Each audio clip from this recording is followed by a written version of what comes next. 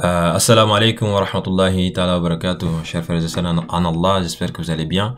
Comme vous le savez, cette chaîne a été créée pour essayer de recueillir des témoignages d'étudiants croyants, croyantes, afin d'aider nos frères et sœurs qui ont du mal peut-être à affirmer leur foi en faisant des études.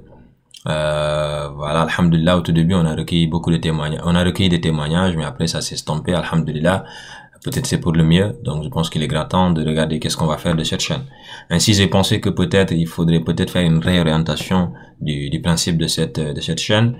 Et sur ce, bon, tout à l'heure, c'est tout chaud, hein, j'étais parti prier à la prière du Ad-Duh avec voilà un frère que j'ai croisé à la sortie.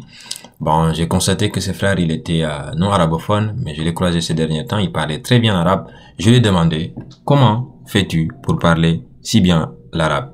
Il a souri, ensuite il m'a, vous savez, comme vous le savez, hein, il m'a dit tout ce qu'on nous dit généralement quand on est censé apprendre une langue, c'est-à-dire qu'il faut essayer de la parler, regarder des vidéos, lire des livres, tout ça. Ça reste vrai, alhamdulillah. Mais il m'a parlé aussi de l'amour qu'on doit avoir envers cette chose-là. Voilà, c'est tout banal.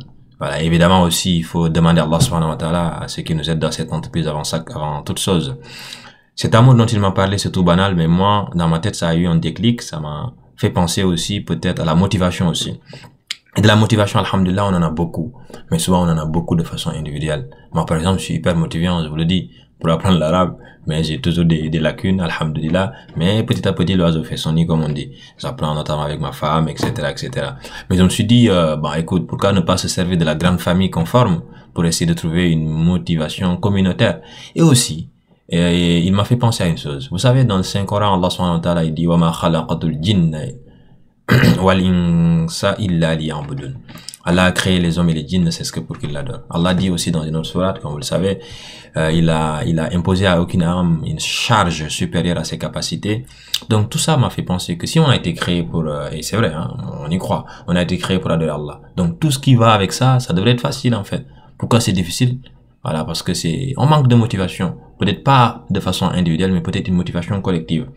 Donc, c'est pour cela que je voulais tous ensemble, comme des nullards en arabe, qu'on essaie de se serrer les coudes, qu'on essaie de faire vivre cette chaîne, et Inch'Allah, comment on va voir, on va expérimenter pour voir qu'est-ce qui va fonctionner, Inch'Allah, Rabbi.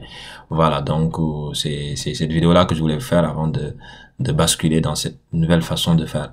Si c'est mieux qu'Allah fasse que ça, ou si c'est pas mieux qu'Allah ne le remplace par quelque chose de mieux, prenez bien soin de vous et à très très bientôt, Inch'Allah Rabbi, pour une nouvelle vidéo.